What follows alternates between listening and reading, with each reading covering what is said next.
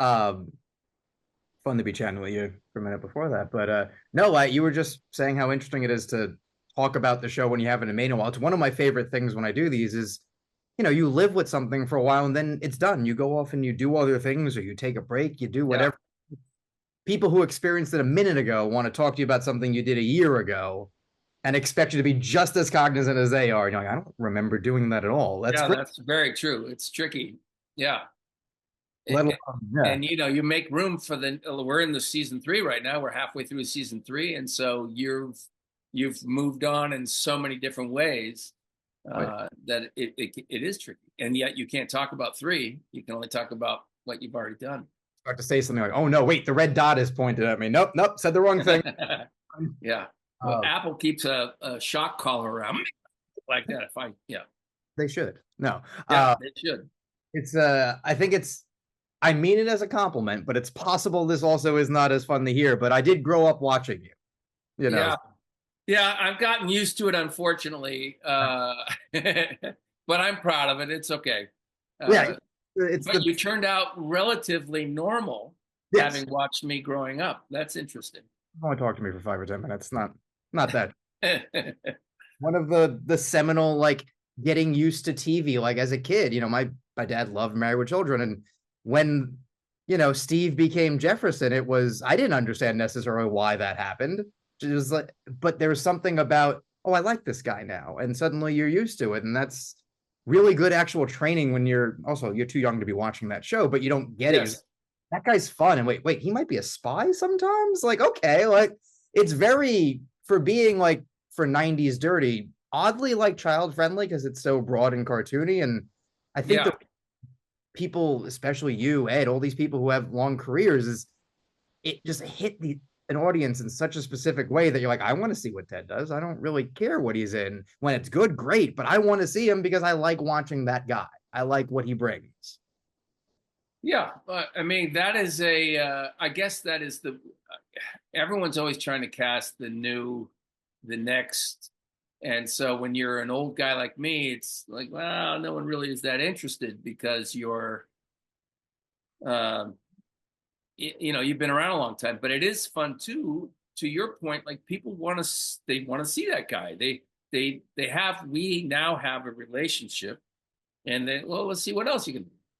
And I think that playing Derek right now, a lot of people have been shocked by. They weren't ready for. They didn't know that I could play Derek.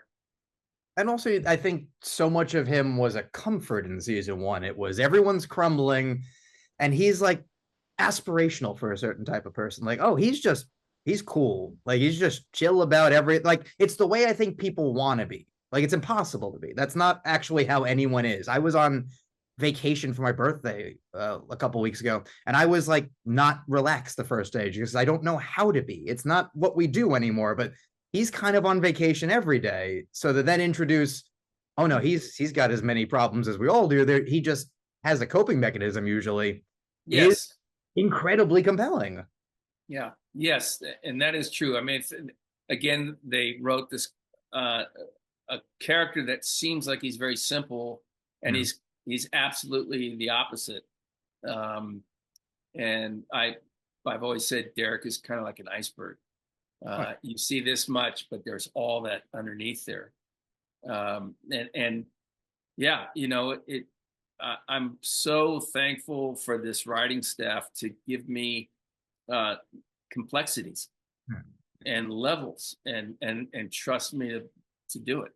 Oh, yeah. And I think besides just people liking you, I think the audience, as soon as you do something on a show, people are in, right? It only takes one moment, it only takes one line sometimes. And obviously, I think Eat a Dick Pam, Yep. people, as soon as that happened, I think people went, oh, that character will be someone I'm with as long as this show is on. Because until then, the characters we care about are also kind of like, he's fine, leave him alone. Like, he's not important. Like, why are you happy? I got problems. But as soon as Yeah. he does the thing that you want everyone to do when you're annoyed at someone, no, be on my side. It's the thing you have to Yes. when you're Yes. in relationships. That's No, right. And that again, it speaks to Liz and Derek's relationship, and that was so early on. I no. had no idea where they're going to go with this guy. I always felt like I was going to be the guy who just walked across the street, waved, and the guy on the other side of the fence. But I think people's response to Derek changed all of our lives. That Derek got to come in and be invited in the room, but I don't know. Like, and I've never asked, was that the plan all along, or was he always going to be the guy on the other side? But people's reaction to it, you're right, that they want Derek has this amazing coping mechanism surrounded by people who don't have it, and who are dealing with real trauma in their life and pain and sorrow. And so Derek feels like he's a light, and that's kind of Derek's job. Yeah, and that's the thing. It's, even if that wasn't the character for you, you're like, the money's green. I cashed the same paycheck, so like that's cool. But as an actor, to suddenly go, oh, I've unlocked something about this character that I didn't necessarily even know I was going to get to do. But there's nothing. I think it's also an incredibly fun role to play, because even if you don't develop, even if he stays on the level of he's just the guy who's got things figured out, and if people got a problem, he's helpful. Like, that's aspirational. So then to be able to build on that, one, is incredibly fun, incredibly compelling, and also now I think you can go anywhere, right? There's no real limit to what you can do with the character, because you've played, he's a rock, he's retired, he's happy, he's what everyone wants to be if you've made your money and got out. But now he's dealing with life, but he's also dealing it in a way that seems relatively healthy. Okay, I just want to see what this guy does. He's kind of like a principle for how to live your life in a way. Well, I mean, without sounding egotistical, for Derek, he is. And again, it magnifies itself because he's surrounded by people who aren't necessarily. Yeah. And that, I think the thing that we're discovering is that, and what resonates with people is that they're just real. Yeah. They're real. And so all of us, no matter if we're the people who are guiding people through their problems or we have the problems, we all are, we struggle with sorrow and pain and grief and all of that. And so sometimes, and Derek is a warm spot. He's a piece of sunshine. And I think that that literally in a painting, Derek represents the warmth in the sun. For sure. And to have that be a compelling character is really hard to do. Like, it's a credit to Bill and you and everyone that there's consistently interesting ways to do that, because that sounds one note, right? It sounds like, I know, I give a thumbs up, and like I said, I walk across the street and I'm fine. But yes, be able to do that, whether it's someone needs to talk to me or your interactions with Liz, just a way of, okay, I know how this guy talks. I can play this guy, and I know how to be consistent, but I can do it 1,000 different ways now. And it comes out in really fun ways. Like, there's, it sounds silly to be like, I got to look for my keys without telling her, because she'll be annoyed I lost. But that comes out as, oh, that's a funny line. It's a funny image of like a guy puttering around his house, but it's also this, oh, he knows, don't give her one more thing to worry about. So I'm doing a good deed and I don't have to tell someone about it. We all need to be rewarded for doing anything good. It's the nuance. That's the genius of these writers, of our writers' room, and also Bill. And by the way, I mean, Jason and Brett, because they're also very much involved in everything, is that they trust the nuance. They trust the audience. They give the audience so much credit that you will notice it. You will see it. And I love being a part of something smart. It's just so unusual. Yeah, it's hard. It's incredible that anything gets made, right? It's even more good gets made. It's even more incredible that something stays good. Like, the odds are not in your favor. I mean, you can obviously speak to, like, sometimes things don't work out, or like sometimes but that's the ebbs and flows. It's like sports. You're never going to have a 1,000 batting average. You're never going to go undefeated. Like, it's not the way the world works. But look at the head of any studio, the head of any major studio. It's the same thing. Not every movie is a crush. Oh yeah, and the reasons they don't work matter, right? So if it's just the movie was bad, why? Or, I like Kevin Smith a lot. And he talks about when Mallrats failed, like the guy who produced was like, we're not wrong, we were early. We made the right movie. People just weren't ready to watch that movie. And timing is important. Exactly. And it's not helpful in the moment. You're still crushed, you're still bummed, but knowing you did good work often will be rewarded in the end. Especially now, nothing really goes away unless it's only on the internet, then they delete it and it goes away, but that's a separate issue we're working on. But Yeah.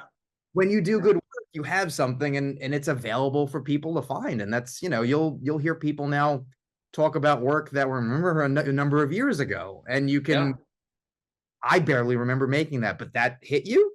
Great. That's Yeah. amazing. Fulfilling. Yeah, that feels actually good when people call back things from so long ago. You're like, I don't even, I will get residuals, for 2 cents for a show that I can't even remember what it was. It's like, what is this? Uh, but it feels really good when someone says, you know what, I love that show. My family watched it every, whatever. Or you helped me learn English, Yeah. whatever it is. It's fun to have impacted people in some way, Oh, yeah. and then along the way make a living doing it. Exactly. Because at the beginning, it's I have this impossible dream no one believes in, right? It's not going to Yeah, work out. I'll give it a and I'm shot. not even sure if I believe in it, Yeah. right? But like Yeah, I'll be annoyed with myself if I don't give it a try. It's working or it's not working. Then there comes a point where like I have made money doing this. That's insane. Then yeah, you first one like I paid my rent. yeah, But I think I can always pay my rent. And it progresses and slowly but surely it limits the pool, right? By the time you get to the point of I can say no to a job and yeah, not free, you're in this like 0.01% of the population. And to then be able to continually pick things that are good, beyond shows that run for years, then do something like this where it's like, I'm on a good show, I like it. I'm, financially happy. I'm everything. Also, I'm now given material to do that nobody ever even thought to give me before. It's right. almost insane bonus, let alone the fact that people watch it and go, I want to say nice things about you, which, as an actor, kind of, it's almost as much as the money. You need to hear it. Yeah, feels pretty good. Uh, and you hit it. I couldn't have said it any better. I mean, that's exactly right. And I just keep pinching myself because I can't believe at this point in my career that I get to be a part of this show. I mean, I'm working opposite Harrison Ford, Jason Segel. This cast is amazing. But I grew up watching Harrison, right? Like I love watching, and I can't believe I'm standing there next to him, and it just is an amazing time in my life, to be honest with you. And that's the fun part for me whenever I talk to people, because no matter what, there's always someone who is starstruck by someone, even if Yeah, they're because there are people who come up to you and like they'll be nervous and it's like you don't have to be, it's fine, but you understand it because the first time you walk up like that's not a real person.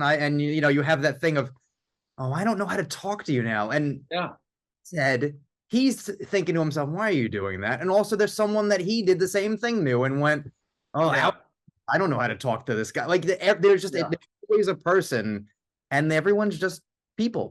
There's a couple of shitheads, but for the most part, everyone's nice and just is like, I can't believe this worked out for me either. yeah.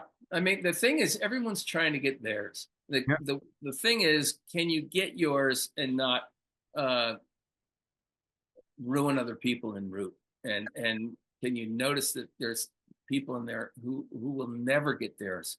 Can you help them? Yeah. Right? And like not make it a bad time, right? You've already won. Like it's camp. Like no one should have a bad time making something. There can be bad days. It's not always fun. Okay, we're doing the 80th time I have to walk across the street. I don't know how to do that another way. So I feel like I'm wasting time and money, but still, I'm getting paid to pretend to walk across the street. This is still fun. But the challenge is, okay, how do I then get what you want? I mean, so intellectually, there is always this, okay, hang on, let me do something completely different. And that's fun. Like that puzzle that you just mentioned makes it fun. Like, how do I do it? Yeah, How are we going to do this? yeah. Well, do I talk this way, but if I take an extra beat, it's going to feel weird for me.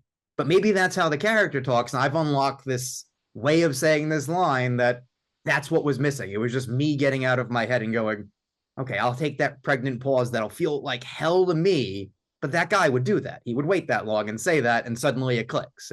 Well, the thing is to figure out why does he take that beat, and then how do you make that Like, so not just take the beat, because that's like a sitcom, but why does he have to take the beat? And then you can live with that. And that makes it interesting, I think. Well, now you're talking about being a good actor, so that's another layer onto it, you know. Yeah. Well, that's why I was saying, like, people say, why don't you direct? And I said, you know what? I'm trying to be, I still am so far behind. I'm trying to be the best at what I do. And, Yeah. I'm interested in directing a little bit, but I don't, I want to get this. It's still enough a challenge for me that it's kind of what I'm still interested in. Oh yeah, Still no. holds interest. Yeah, well, I mean, you're on a show where you do see a lot of guys come in the director like, you act too. Okay, how do you do this? You know, you see Zach come on and do it, and you're like, Yeah, and Zach's great, by the way. What I like about Zach as a director is, you know, a lot of times when you have actors who are directors, they end up wanting to do the work, yeah. the line, and Zach will let you find how you're going to do it. Oh, yeah. I appreciate him a lot. He's the writer first. I think there's so much of that of like, I wrote the line, I don't know how I'm gonna say it. You figure it out. And there's something. It's why, you know, he makes these movies that are not expensive, but like people want to play, people want to come and play with him. Yeah, yeah. Morgan Freeman. I mean, you know, he's very he's super fun, and he's a very hard worker. He's really enjoyable on set, and you can trust him, which is key. And he has the whole picture in his head because he's a good director. Oh yeah, exactly. No, I love his stuff. I love doing this. I love the show. I actually, because I watch so many movies, I don't watch a lot of TV. So the fact that when I interviewed Bill a couple years ago, that I've watched most of his shows is like what he's doing that makes me care. But for some reason, I'm in. And then, you know, when I saw the cast list, I love Jason. I love you. You get to see all these people. There is this element of like they're your parasocial friends in a way to watch them. Yeah, that's nice. Yeah. But he has this amazing gift, and I think kind of like I was saying, like Gary Marshall, where he spots things in people that will work in his shows, and he figures out how he can do it. And I think it's really interesting that Bill has a unique gift in finding people. Yeah, he's got a way. Putting them together, and then he'll walk in. Like when we rehearse the first time through, Bill's there every time, and in seconds he says, "Nope, you know what? I'm wrong. Bring this around. Let's do this. You say that. Just say this instead, and then let's see how that goes." And he fixes it. And he says, "You know, I'm not going to be on that shot anyway. So come in over here." He sees it all. He is really ahead of the game. Oh, yeah. And the work speaks very sharp. Oh, you should be so proud of this. And this was so much fun. And the rare occasion where I get to have my dad know who I interviewed. So that's always fun to be able to. Very cool. Yeah. That's very cool, Joey. Thank you. Oh, thank you so much. Congrats. You should be so proud of this. And also the fact that you're enjoying it. Like, what more is there? Oh my, well, you're exactly right. And I don't think you're going to run across many people who know that more than me. Oh yeah. No, own it. Love it. Yeah, for sure. I do. And I'm very thankful. Thank you.